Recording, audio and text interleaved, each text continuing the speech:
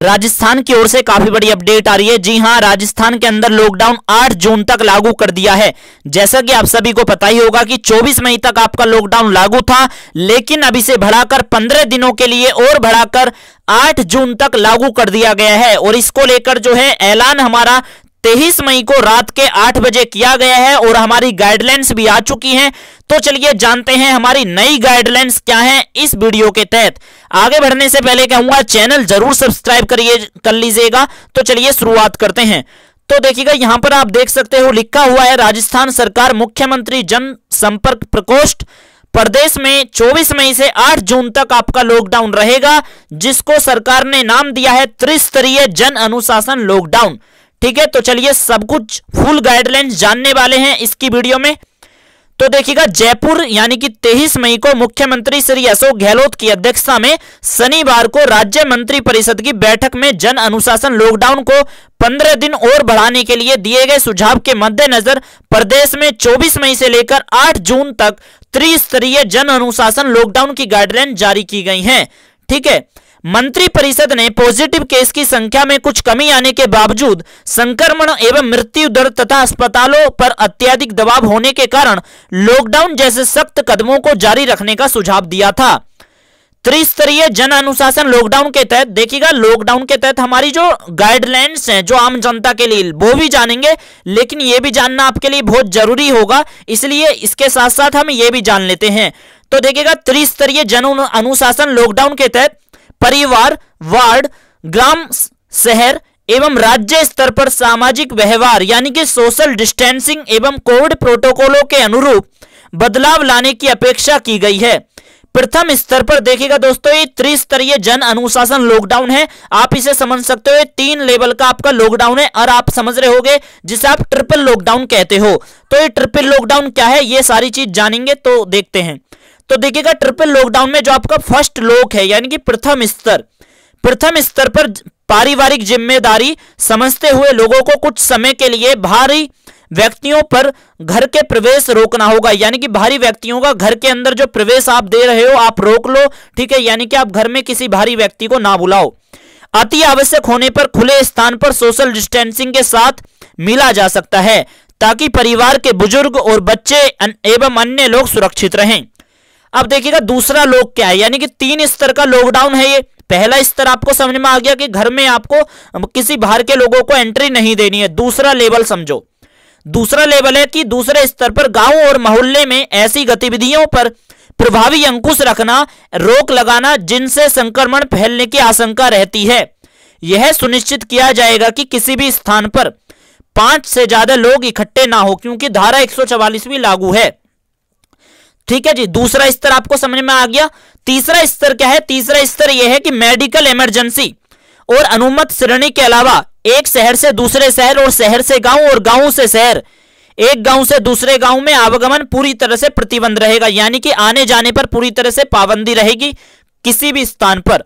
ग्राम स्तरीय निगरानी समितियों को इसमें अपनी विशेष भूमिका निभानी होगी। समस्त प्रदेशवासियों को इन गाइडलाइंस का कड़ाई से पालन करते हुए अपने सोशल डिस्टेंसिंग में बदलाव लाना होगा।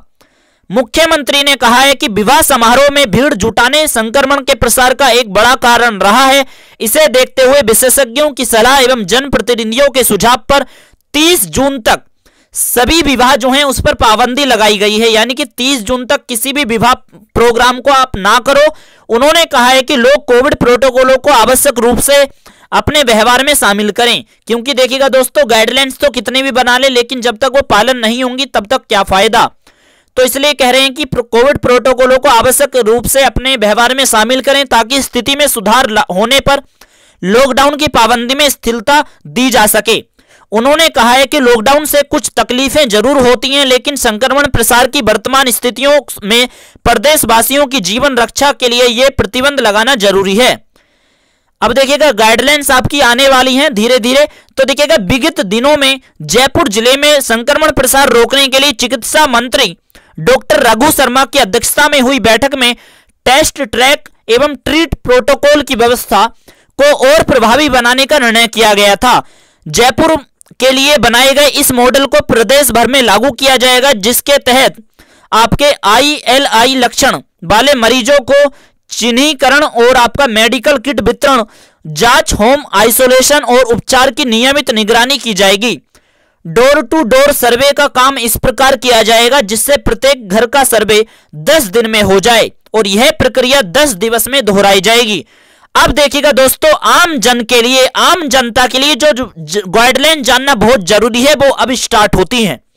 तो देख सकते हो त्रिस्तरीय जन अनुशासन क्या था वो मैंने आपको बता दिया, लेकिन इसके तहत जो हमारी गाइडलाइंस जारी करी गई है सरकार के द्वारा 23 मई को आपका रात के 8 बजे वो गाइडलाइंस क्या है आप ध्यान से सुनिएगा। तो देखिएगा दोस्तों, ये जो गाइडलाइंस हमारी 23 मई को जारी करी गई हैं, ये गाइडलाइंस आपकी राज्य में 24 मई की सुबह 5 बजे से लेकर 8 जून के सुबह 5 बजे तक लागू रहेंगी, जो आपका त्रिस्तरीय अनुशासन लॉकडाउन रहेगा। ठीक है, अभी त्रिस्तरीय वगैरह क्या था वो तो मैंने आपको बता दिया, लेकिन अब गाइडलाइन समझिएगा। टाइम मैंने आपको बता दिया है, 24 मई को सुबह 5 बजे आपका लॉकडाउन लागू हो जाएगा, जो 8 जून के सुबह 5 बजे तक रहेगा। तो देखिएगा गाइडलाइंस नंबर 1, सार्वजनिक स्थल पर कार्यस्थल पर फेस मास्क या फेस कवर नहीं लगाने पर जुर्माना राशि 500 से बढ़ाकर 1000 रुपए कर दी गई है।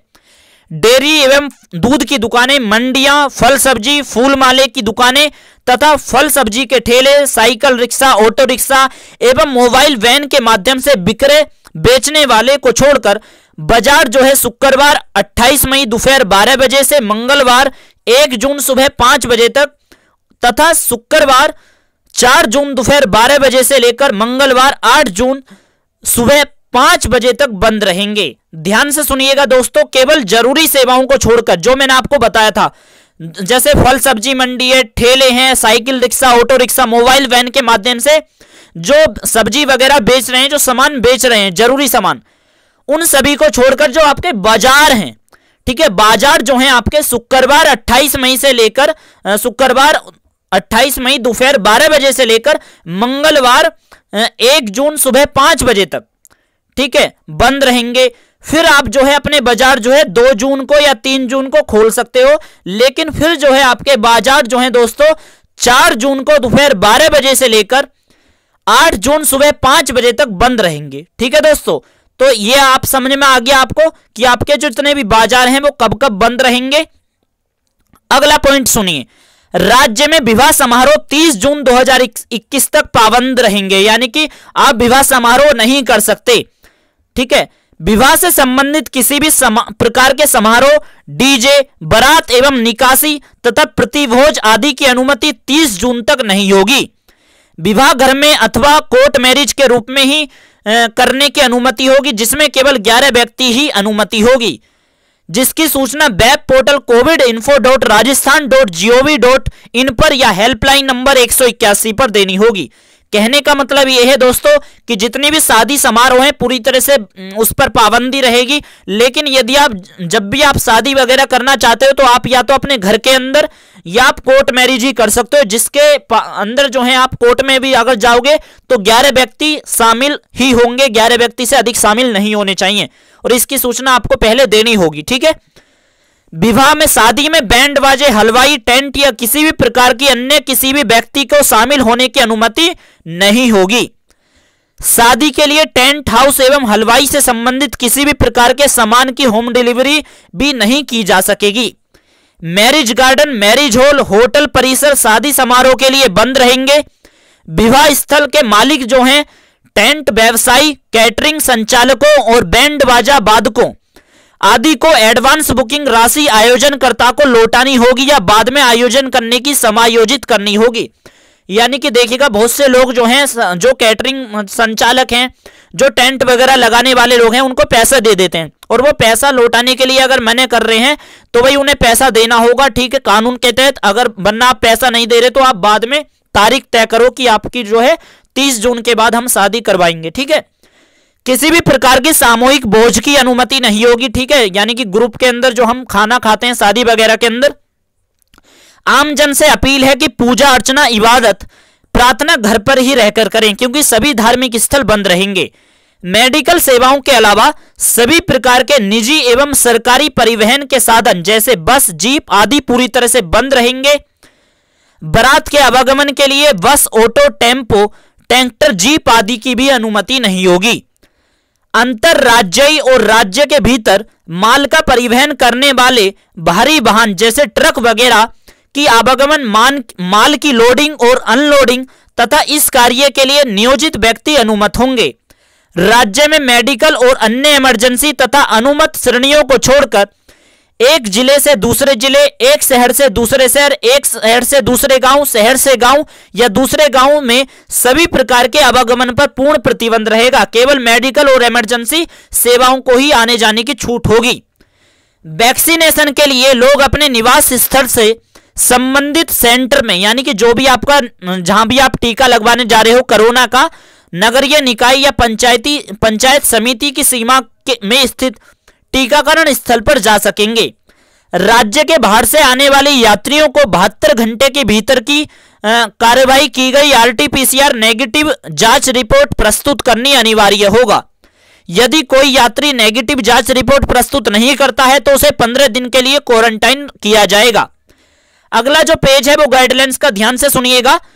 श्रमिकों के पलायनों के लिए, यानी कि देखिएगा जो मजदूर हैं, मजदूर के पलायन को रोकने के लिए उद्योगों एवं निर्माण से संबंधी, ठीक है, जितने भी आपके बिल्डिंग का निर्माण हो रहा है, हॉस्पिटल वगैरह का निर्माण संबंधी जितना भी कार्य है, उनसे संबंधित जितना भी कार्य है उसको अनुमति रहेगी। क्योंकि भाई अगर अनुमति पर पाबंदी लगा दी, ठीक है, उद्योग वगैरह सब बंद हो गए, फैक्ट्री वगैरह, तो भाई क्या होगा, मजदूर अपने घर चले जाएंगे राज्य को छोड़कर, तो फिर भी तो दिक्कत होगी ना। इसलिए इस पर जो है अनुमति है कि मजदूर जो है अपना काम करते रहेंगे, उनको छूट है उद्योगों और निर्माण कार्यों में। श्रमिकों के आवागमन में असुविधा नहीं हो, इसके लिए covidinfo.rajasthan.gov.in के माध्यम से ट्रांजिट पास सेल्फ जनरेट किया जा सकेगा। यह पास कार्यविधि के 1 घंटे पहले तथा कार्यविधि खत्म होने के 1 घंटे बाद तक घर से कार्यस्थल और कार्यस्थल से घर तक मान्य होगा। यानी कि दोस्तों यह जितने भी मजदूर लोग हैं उनको अपना पास बनवाना होगा इस वेबसाइट से, जो मैंने आपको बता दी है। इस वेबसाइट से पास बनवाने के बाद जब आपकी ड्यूटी शुरू होगी उसके 1 घंटे से पहले वो आपका पास चालू हो जाएगा, ठीक है, जो उसके अंदर टाइम लिखा होगा। जब आपकी ड्यूटी से आपकी छुट्टी हो जाएगी उसके 1 घंटे बाद, यानी कि घर तक आप पहुंच सको, जब तक आपके लिए वो वैलिड होगा, ठीक है जी। लेकिन आपको पास बनवाना होगा जो सेल्फ जनरेट ट्रांजिट आपका पास होगा। उद्योग एवं निर्माण इकाइयों द्वारा श्रमिकों के आवागमन के लिए विशेष बस का संचालक अनुमत होगा। यानी कि संचालन जो है आपको करना होगा जो मजदूरों के लिए विशेष बस की मतलब कि लागू की जाएंगी विशेष बस की सेवाएं, जिसकी सूचना ऑनलाइन वेब पोर्टल पर उपलब्ध करानी होगी। निर्माण सामग्री से संबंधित दुकानें नहीं खुल सकेंगी। निर्माण सामग्री का मतलब देखिएगा बहुत सारी निर्माण सामग्री हैं, जैसे मतलब कि यूं कहूं जैसे ईंट भट्टे की जो दुकानें हैं, निर्माण सामग्री वगैरह बना रहे हैं बड़े बड़े, ठीक है भाई, उनसे संबंधित। माल के आवागमन के लिए दी गई छूट अनुसार दूरभाष और इलेक्ट्रॉनिक, यानी कि जो हमारा होम डिलीवरी है, जो आपकी ऑनलाइन होम डिलीवरी हो रही है, ऑर्डर मिलने पर सामग्री की आपूर्ति की जा सकेगी। खाद, बीज और कृषि उपकरण, पशु चारा और किराने की दुकान मंगलवार से शुक्रवार तक सुबह 6 बजे से लेकर सुबह 11 बजे तक ही खुल सकेंगी, ठीक है। कृषि की दुकानें और आपकी किराने की दुकानें मंगलवार से लेकर शुक्रवार तक सुबह 6 बजे से लेकर 11 बजे तक ही खुल सकेंगी। ऑप्टिकल्स की दुकानें मंगलवार एवं शुक्रवार को सुबह 6 बजे से लेकर 11 बजे तक खोली जा सकेंगी। राशन की दुकानें रोजाना सुबह 10 बजे से लेकर शाम 4 बजे तक तथा मेडिकल की दुकानें 24 घंटे खोली जा सकेंगी। फल, सब्जी या ठेले, साइकिल रिक्शा, ऑटो रिक्शा एवं मोबाइल वैन के माध्यम से बेचने वाले लोग जो हैं प्रतिदिन सुबह 6 बजे से लेकर शाम 5 बजे तक आप सामान बेच सकते हो, या ऑटो रिक्शा वगैरह अपना मोबाइल वैन जो है आपकी साइकिल रिक्शा वगैरह चला सकते हो। मंडियां एवं फल, सब्जी एवं फूल मालाओं की दुकानें सुबह 6 बजे से लेकर सुबह 11 बजे तक ही खोली जा सकेंगी। डेयरी एवं दूध की दुकानें सुबह 6 बजे से लेकर 11 बजे तक और शाम 5 बजे से लेकर 7 बजे तक ही खुल सकेंगी। इंदिरा रसोई एवं प्रोसेस्ड फूड की होम डिलीवरी रोजाना रात 9 बजे तक ही अनुमति होगी। ई मित्र यानी कि जितने भी आपकी साइबर कैफे की दुकानें हैं दोस्तों, आपकी शाम 4 बजे तक ही खुल सकेंगी। मनरेगा कार्य के लिए ग्रामीण विकास विभाग अलग से आदेश जारी करेगा। मनरेगा कार्य के लिए भी आपको अनुमति दी गई है। रबी की फसलों की मंडियों में आवक एवं समर्थन मूल्य पर फसलों की खरीद की गतिविधियां कोविड प्रोटोकॉलों का पालन के साथ ही अनुमति होगी।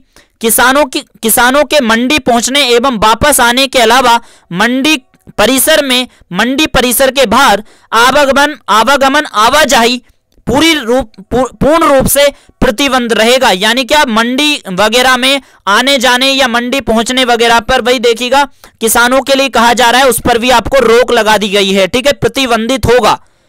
ओके, अब यहां पर देखिएगा बताया गया है, देखिएगा इस चीज को यहां पर ध्यान से सुनिएगा। जो देखिएगा दोस्तों आपका मंडी है, अगर मंडी के अंदर तो आप आ सकते हो, लेकिन मंडी के अलावा अगर आप मंडी के बाहर आप जाते हो, ठीक है, अब मंडी है, मंडी एक क्षेत्र के अंदर है, अगर आप मंडी के परिसर से आप बाहर जाओगे तो उस पर आपकी रोक रहेगी। लेकिन मंडी के अंदर आप अगर आ रहे हो किसान लोग या आप जा रहे हो तो भाई उसके अंदर आपको छूट रहेगी। लेकिन मंडी के अगर आप बाहर चले जाते हो, मंडी का मान के चलिए एक क्षेत्र है, उस क्षेत्र से आप बाहर जा रहे हो और बहाना लेके कि मंडी में जा रहे हैं, तो दोस्तों उस पर पाबंदी रहेगी। ठीक है, वो मुझे लगा कि मतलब कि हर चीज पर पाबंदी रहेगी, तो वो सॉरी। तो देखिएगा आगे लिखा है, किसानों को मंडी जाते समय अपने माल का वेरिफिकेशन यानी कि सत्यापन और वापस जाते समय बिक्री की रसीदें या बिल का वेरिफिकेशन करवाना होगा। कुछ जिलों में संक्रमण के प्रसार की स्थिति में सुधार आया है।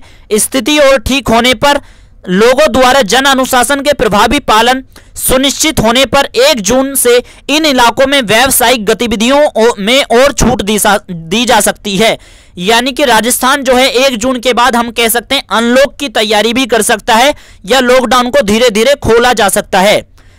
व्यावसायिक यानी कि बिजनेस गतिविधियों को आर्थिक गतिविधियों के संचालन के दौरान दुकानदार गोला बनाकर सोशल डिस्टेंसिंग के साथ ही उन्हें मतलब कि अपना सामान बेचने की ही अनुमति होगी, जिसका उनको पालन करना होगा।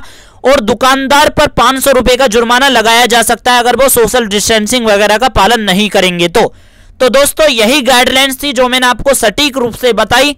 और राजस्थान के किसी भी लेटेस्ट अपडेट पाने के लिए आप चैनल जरूर सब्सक्राइब करिएगा।